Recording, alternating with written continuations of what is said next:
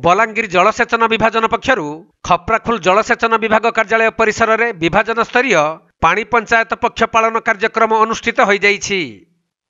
तेबे बलांगीर विभाजन अधीक्षण जंत्री गोवर्धन नायक अध्यक्षतार आयोजित यह कार्यक्रम में मुख्य अतिथि भाव खप्राखुल तहसिलदार आदित्य प्रसाद मिश्र और मुख्य वक्ता भाव वरिष्ठ सांबादिक अभय त्रिपाठी जोगदेई जलर सुपरिचालना सहित किपरि जल बंटन हो पारिब से नहीं विस्तृत आलोचना करथिले। सर आज का बलांगीर विभाजन स्तरीय पानी पंचायत सप्ताह पालन कराई तार उद्देश्यटा कौन सर? ये गोटे व्यापक उद्देश्य जलर सुपरिचालना तापर सरकार जो विभिन्न चाष संबंधी जो विभिन्न प्रोग्राम अच्छे तार विषय चाषी मानक सचेतन करवा। चाषटा आज खाली धान चाष सीमित ही नहीं रही आम कृषि बोले आम पशुपालन को भी कृषि हिसाब से नेलान आउ मत्स्य चाष को भी गोटे कृषि हिसाब से नेलान। तेणु ये गोटे व्यापक परिभाषा है सबु क्षेत्र सहयोग आ जलर सुपरिचालना तार मुख्य उद्देश्य। सर ये अपर सुक्तेल डैम रु जिन चाषी मैंने चाष करवार लगी पानी पे नहीं पारबार आगो जिते बेले पाउतले ये स्टार्ट होता से बेले पानी ठीक आगे चलूला आउ चाष करूले जल कर दूसरी एवं किंतु चाष नहीं कर आम जल कर पेठ करूँ बोली से अभियोग कर जलकर पाखापाखि बहुत लोग नाई देवा जहाद्वारा आम पेंडिंग भी बढ़ी जाइए आउ मेनली ओडियापाली इ गाँव गोटे अंश जल नाई मारबार अभियोग आम एजुकेशन कथा होती से गोटे कमिटी करमु आम भिजिट करके देखमु केन एरिया मारुनी तार समाधान करने चेष्टा करूँ ना केनाल पुनरुद्धार किंबा जलकर छाड़ व्यवस्था कर। तेबे समस्त चाषी किपरि भाबरे सुविधार सहित पानी पाइबा सहित सरकार चाषी मानक पई गठन करिथिबा विभिन्न पानी पंचायत माध्यम चाषी जमी को ठीक भाबरे किपरि पानी जुगाई दिया जाई परिबो एही कार्यक्रम हेउछि ताहार मुख्य उद्देश्य।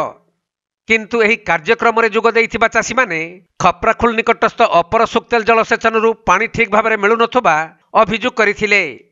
आउ जलसेचनर उन्नति करने सहित केनालर मरामती सठिक भाव में करागले चाषी माने जमी को पानी पाई पारिबे बोली अधीक्षण जंत्री निकट में दाबी रखिथिले।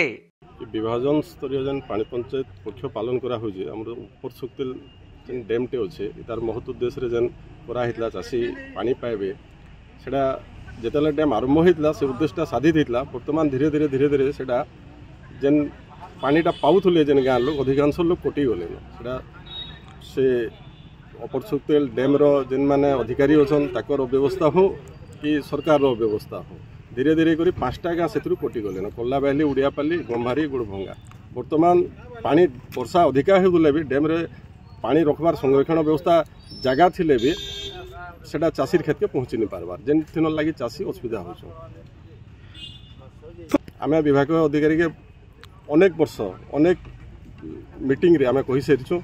केनाल वर्तमान तक रक्षणाबेक्षण जनता हबार कथा सेटा नहीं हबार से पानीटा डैम रू बाहरी करी केनाल रे चाषीर खेत के आबार जगह रे सेटा पानी केनाल रू बाहरी करी नदी रे जाइकरी सेटा बयल सागर आमर से गुटे पार्ट माने भीतर नदी रे जाइकरी चाष ही पारुछे किंतु लोकर खेत के केनाल व्यवस्था थई करी भी नहीं जाई पारबार काना कहबी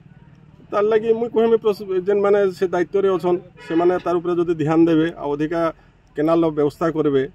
बोले ठीक चाषी खेत के पानी जी पारबा नेले चाषी इनता एक अवस्था रे मरुडी होतबा दार माने पानी अच्छे डैम अच्छे किंतु चाषी खेत के नहीं पहुंची पारथबा। बलांगीर जिल्लारू रूपेंद्र मुंडा रिपोर्ट कोणार्क लाइव।